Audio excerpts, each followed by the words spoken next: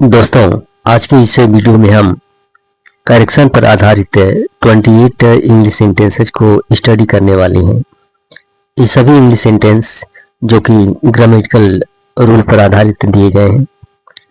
हर sentence के बीच में bracket में कुछ वर्ड्स दिए गए हैं और जो वर्ड्स ब्रैकेट में दिए गए हैं इसमें से आपको फाइंड आउट करना है कि कौन सा वर्ड से करेक्ट होगा। तो शुरू करते हैं आज का करेक्शन पर आधारित सेंटेंस। फर्स्ट सेंटेंस दिया गया है कि neither Reena nor her friends से ब्रैकेट में है वाज वेयर आर, इसके बाद है प्रेजेंट एट द मीटिंग।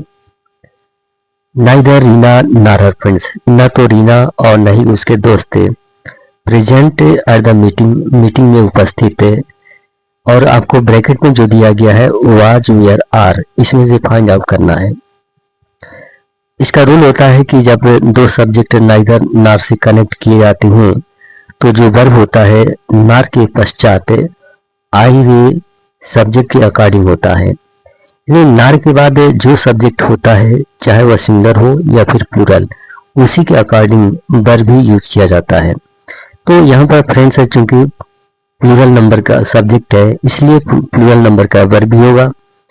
तो ब्रैकेट में प्लूरल नंबर के जो वर्ब्स दिए गए हैं जिसमें कि वेयर और आर, तो आर प्रेजेंट टेंस में है और वेयर पास्ट टेंस में है। तो इसमें से कोई भी एक हो सकता है, यानी दोनों ही वर्ड्स यहाँ पर करेक्ट हो सकते हैं। यदि इसे पास्ट टेंस में हम यूज करना चाहते हैं तो वेयर होगा और प्रेजेंट में यूज करना चाहेंगे तो आर हो सकता है। तो neither Reena nor her friends से were present at the meeting, न तो रीना और न ही उसके दोस्त मीटिंग में उपस्थित थे। या फिर प्रेजेंट टेंस में neither Reena nor her friends are present at the meeting, न तो रीना और न ही उसके दोस्त मीटिंग में उपस्थित हैं। तो यहाँ पर आर और वेयर और आर दोनों ही करेक्ट हो सकते हैं। नेक्स्ट सेंटेंस दिया गया कि ही ब्रैकेट में has have had completed his work before sunset। He completed his work before sunset, यानी सूर्यास्त से पहले उसने अपने कार्य को कंप्लीट कर लिया है। तो यहाँ पर प्रेजेंट परफेक्ट टेंस यह बनेगा प्रेजेंट परफेक्ट टेंस, जिसमें सब्जेक्ट के अकॉर्डिंग हैज या हैव का यूज होता है और वर्ब पास्ट पार्टिसिपल फॉर्म में होती है। तो पास्ट पार्टिसिपल फॉर्म में कंप्लीटेड यहाँ पर दिया गया है। सब्जेक्ट यहाँ पर सिंगुलर नंबर है इसलिए वर्ब भी सिंगुलर नंबर का होगा हैज, यानी he has completed his work before sunset. सूर्यास्त से पहले उसने अपने कार्य को कंप्लीट कर लिया है। नेक्स्ट सेंटेंस दिया गया है आई लुक फॉरवर्ड, ब्रैकेट में है to for at meeting you soon. I look forward जिसका मतलब उम्मीद करना या आशा करना। तो जो यहाँ पर वर्ब दिया गया है कि लुक फॉरवर्ड यह वर्ब फ्रेज है और इसके साथ जो प्रीपोजिशन होता है यानी जो प्रेपोजिशन होता है वह टू का यूज होता है। Look forward to, I look forward to meeting you soon, मैं तुमसे शीघ्र ही मिलने की उम्मीद करता हूँ। तो लुक फॉरवर्ड यह वर्ब फ्रेज है, इस वर्ब फ्रेज के साथ प्रेपोजिशन टू का यूज होता है और टू के पश्चात जो वर्ब यूज होता है वह प्रेजेंट पार्टिसिपल में होता है, यानी उस वर्ब में आईएनजी का यूज होता है। तो यहाँ मीटिंग में आईएनजी रहेगा और लुक फॉरवर्ड के पश्चात टू का यूज होगा। आई लुक फॉरवर्ड टू, यानी टू इसमें करेक्ट होगा। नंबर 4 है कि each student must bring, bracket में है his their her own water bottle. Each student must bring, हर विद्यार्थी को जरूर लेकर आना चाहिए ओन वाटर बॉटल, यानी अपना खुद का पानी का बोतल। तो यहाँ ब्रैकेट में हिज देयर हर, इसमें हिज का यूज करेंगे हम। देयर तो होगा नहीं क्योंकि सब्जेक्ट यहाँ पर सिंगुलर नंबर में है। ईच भी सिंगुलर है और स्टूडेंट भी सिंगुलर है, इसके अकॉर्डिंग हिज का यूज करेंगे हम, कॉमन जेंडर हो जाएगा। Each student must bring his own water bottle. और नंबर 5 है कि she is a senior, bracket में है कि to than from me in experience. तो यहाँ पर she is a senior, senior के साथ टू का यूज होता है, she is a senior to, यहाँ देन का यूज नहीं होता है। यानी कंपैरेटिव फॉर्म में जो है कि यह सीनियर जो है कंपैरेटिव फॉर्म में यूज किया जाता है।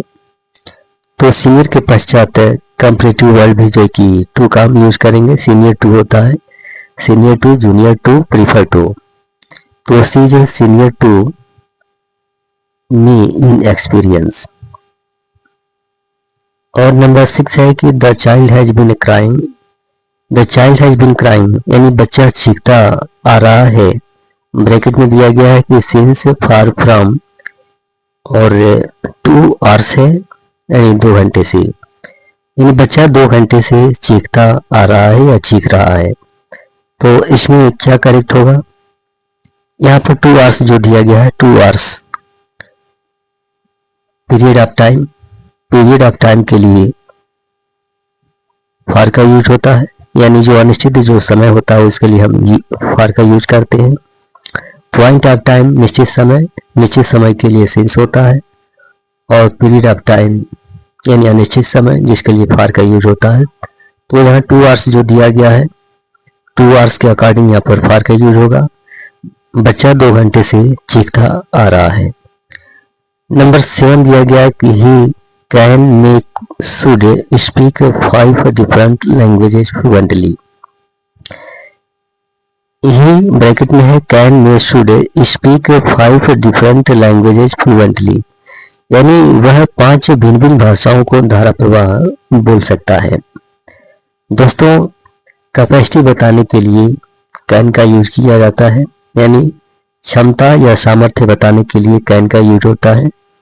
यानी he can speak 5 different languages fluently, वह धारा प्रवाह 5 भाषाओं को बोल सकता है। तो यहाँ पर कैन करेक्ट होगा। नंबर 8 है कि there a pen and 2 books on the table, table पर एक पेन और 2 किताबें हैं।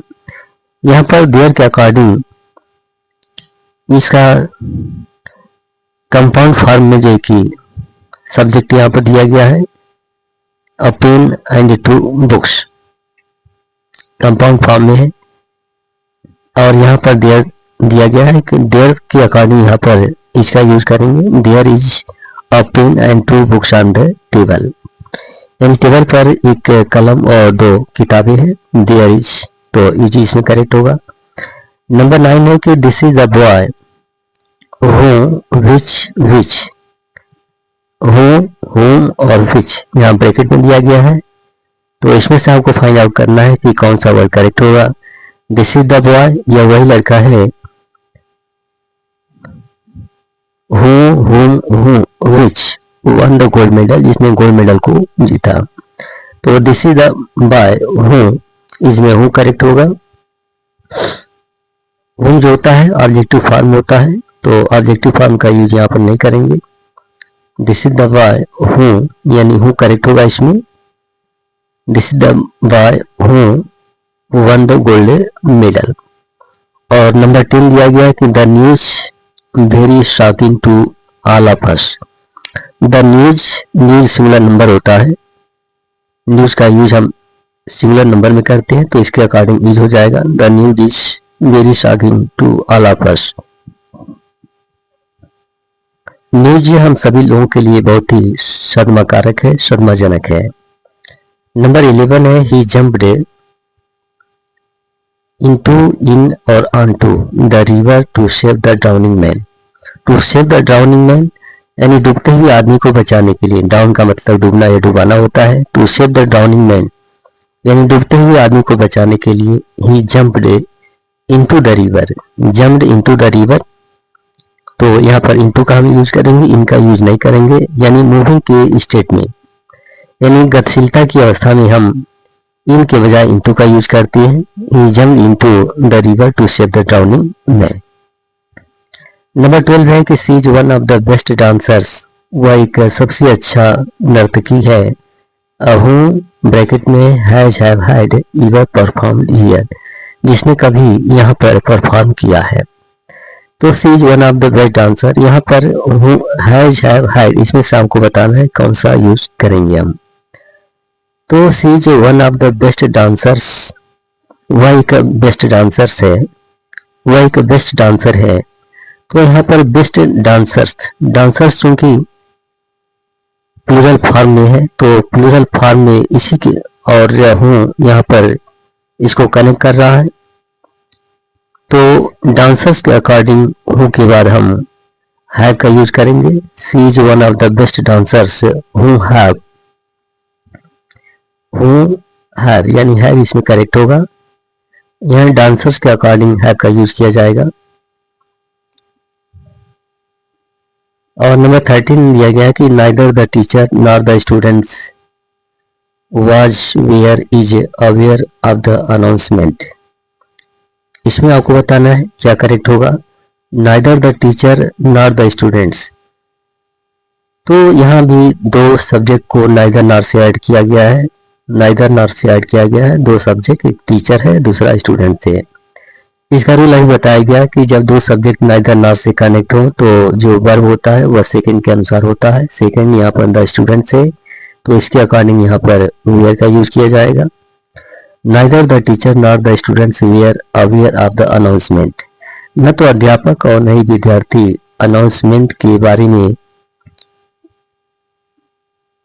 जानते थे, तो यहाँ पर वेयर का यूज किया जाएगा। नंबर 14 है कि आई prefer tea coffee in the morning.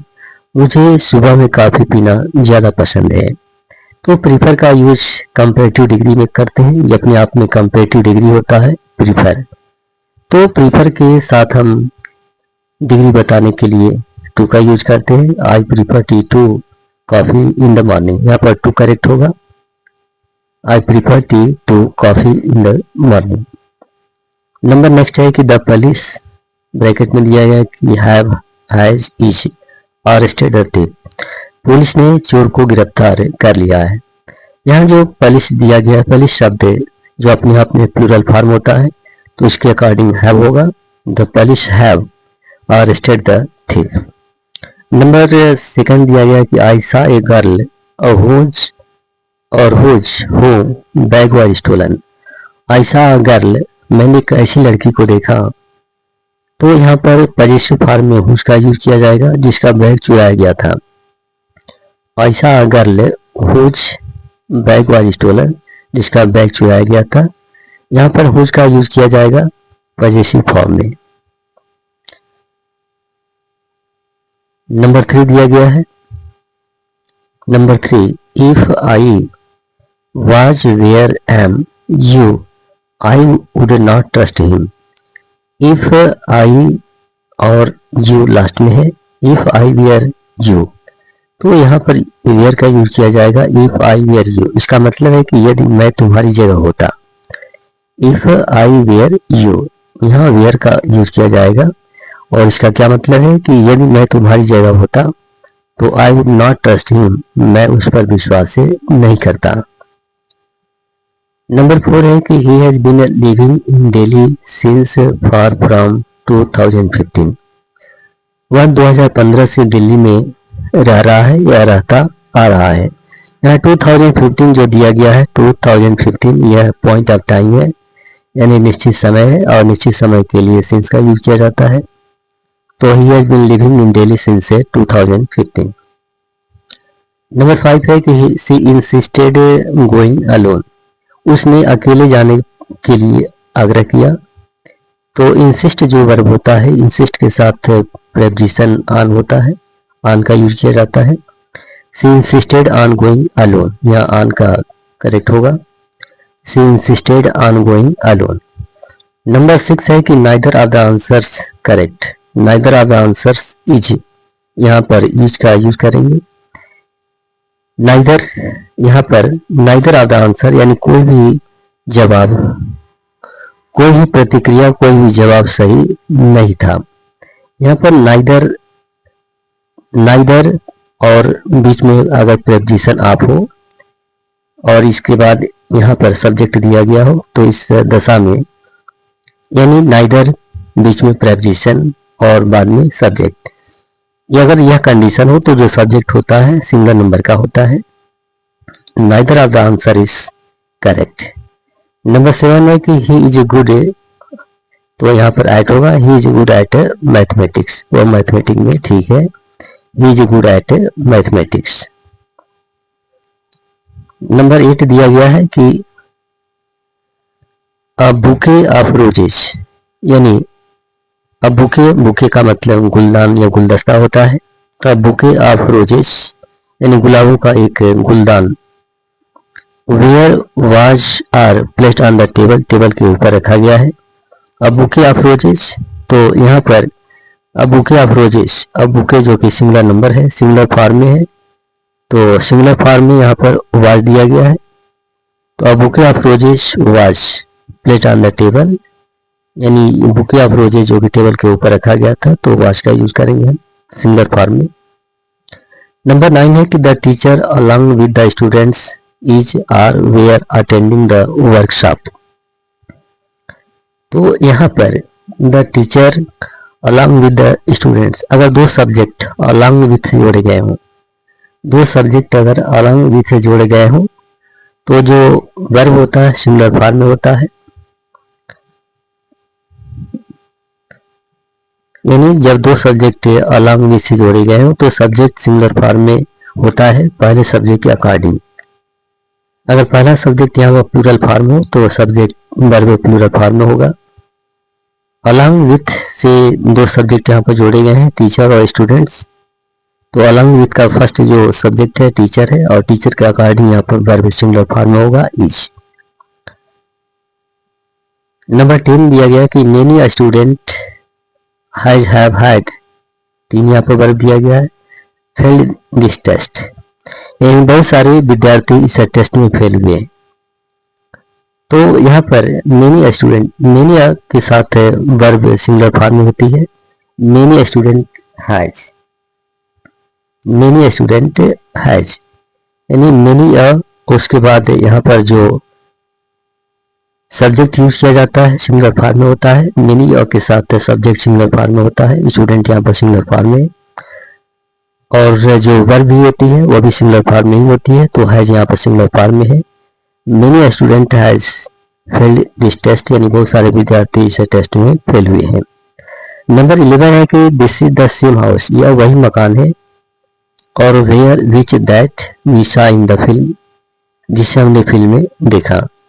तो this is the same house, यह वही मकान है जिसे हमने फिल्म में देखा, तो यहाँ पर वेयर तो होगा नहीं, और विच का यूज लाइफलेस और लिविंग दोनों के लिए होता है, यानी लिविंग के लिए भी और लाइफलेस के लिए भी, और दैट का यूज हम लाइफलेस के लिए करते हैं। तो यहाँ पर सेम हाउस जो दिया गया है लाइफलेस थिंग है, इसके लिए दैट का हम यूज करेंगे, that. This is the same house that, यानी दैट यहाँ पर करेक्ट होगा, this is the same house that we saw in the film.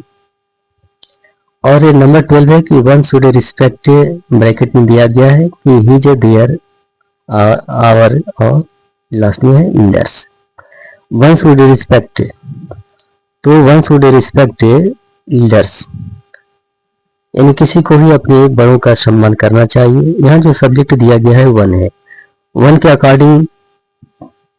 According जो पहले जो फॉर्म होती है वंस होती है, one's should respect one's elders. क्योंकि वंस यहाँ पर नहीं दिया गया है इसलिए यहाँ पर हम हिज का यूज करेंगे। अगर इस तरह का सेंटेंस हो और सब्जेक्ट यहाँ पर वन दिया गया हो तो वन के साथ जो पजेसिव फॉर्म होती है वंस होती है, अपॉस्ट्रोफी एस के रूप में, वन का अपॉस्ट्रोफी एस यानी वंस होता है, तो one should respect one's elders, ये करेक्ट होगा। लेकिन वंस नहीं है इसलिए यहाँ पर हम हिज का यूज करेंगे। नंबर 13 है कि I am not used, used के साथ प्रीपोजिशन यानी टू होता है, I am not use to, यानी टू करेक्ट होगा। I am not use to getting up early, मैं सुबह में जल्दी उठने का आदी नहीं हूँ, तो यूज टू करेक्ट होगा। नाइदर माई, लास्ट में है कि neither my brother nor I interested in the trip, न तो मेरे भाई को और नहीं मुझे इस ट्रिप में कोई रुचि है, रुचि थी। यहाँ पर ब्रैकेट में वाच वियर एंड दिया गया, neither my brother nor I am, यहाँ पर एम का यूज करेंगे हम। नाइदर और नॉर दो नाइगर नार से जो है कि दो सब्जेक्ट जोड़े गए हैं। पहला जो है कि माय ब्रदर जोड़ा गया है और दूसरा आई। तो इसका रूल होता है कि नाइगर नार से दो सब्जेक्ट जोड़ने की अवस्था में जो वर्ब होता है वह सेकंड सब्जेक्ट के अकॉर्डिंग होता है। सेकंड सब्जेक्ट आई है, आई के अकॉर्डिंग यहाँ पर एम होगा। तो Niger my brother nor I am interested in this trip, न तो मेरे भाई को और न ही मुझे इस ट्रिप में कोई रुचि है। तो यह रहे आज के करेक्शन पर आधारित 28 इंग्लिश सेंटेंसेज।